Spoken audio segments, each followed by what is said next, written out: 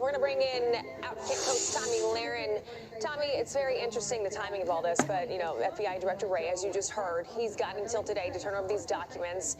We saw what happened last week. He didn't turn them over. So what do you think is going to happen today? How do you see this playing out? Well, I'm not going to hold my breath, but I'll tell you this. I think I speak for every American, every honest American, that is really perplexed and befuddled, really, wondering why these law enforcement agencies, these intelligence agencies, these government institutions that are supposed to be protecting the American people and our national security are working overtime to protect the Biden family. It really boggles the mind when you sit back and you look at time and time again, not only the obstruction, not only protecting the Biden family, but going out of their way to attack our former president, Donald Trump.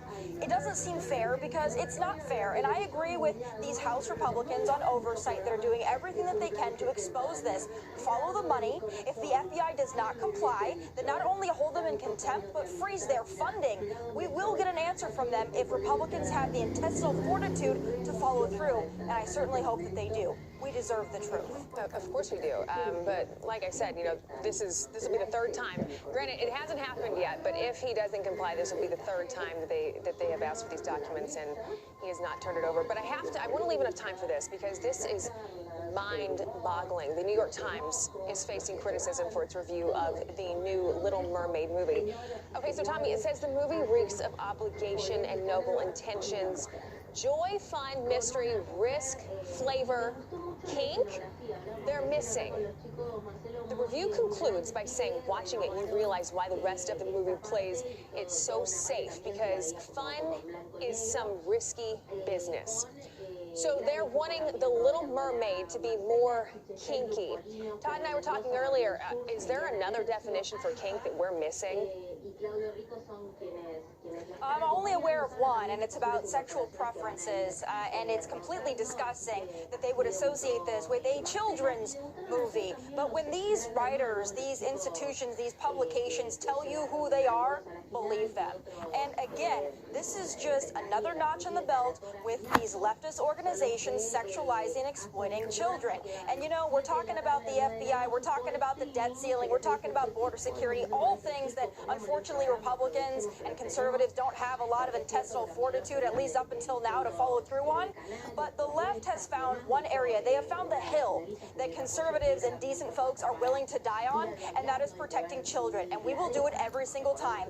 Ask Target, ask Bud Light, ask Kohl's. We will protect children. We will keep them from being exploited. We will do it every time. Do not mess with us. We are done playing with this. You know, Tomi, you brought up Target. That's a good example. I mean, what about the drag shows and bringing your kids to these drag shows and the pushback that these companies and these organizations that they're seeing from parents?